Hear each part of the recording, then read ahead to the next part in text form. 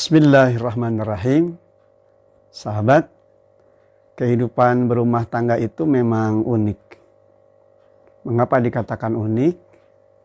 Sebab dari dua keluarga yang berbeda pola asuh, beda pola didik, bahkan tentu saja pola di dalam menerapkan setiap aturan-aturan dari hal kecil sampai hal besar atas kudrah irada Allah Subhanahu wa taala menjadi pasangan suami istri.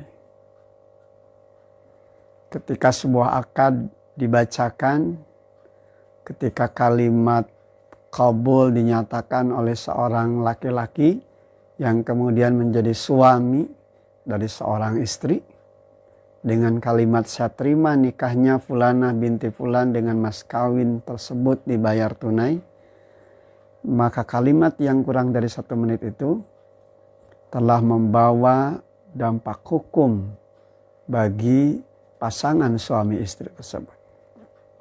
Bukan hanya berdampak bagi suami ketika dia menyatakan saya terima nikahnya, di mana dia mengambil tanggung jawab dari walinya, dia siap menerima kekurangan pasangannya, siap menerima hal-hal yang tidak menyenangkan dari pasangannya, termasuk juga tentu siap menerima dari istri ketika mengetahui ternyata suaminya memiliki hal yang sebelumnya tidak pernah ia sangka dan ia tidak duga. Kesiapan untuk menerima apa yang berbeda dari suaminya. Kesiapan menerima apa yang beda dari istrinya. Inilah bagian dari akad suci yang Al-Quran menggambarkan mitsaqan ghalidha, perjanjian agung yang hakikatnya mengikat dirinya untuk senantiasa memahami nikah itu adalah ikatan suci.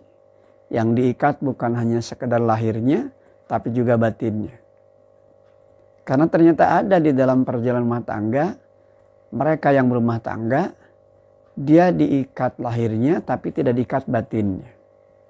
Ada yang diikat batinnya tapi tidak diikat lahirnya. Atau bahkan kedua-duanya.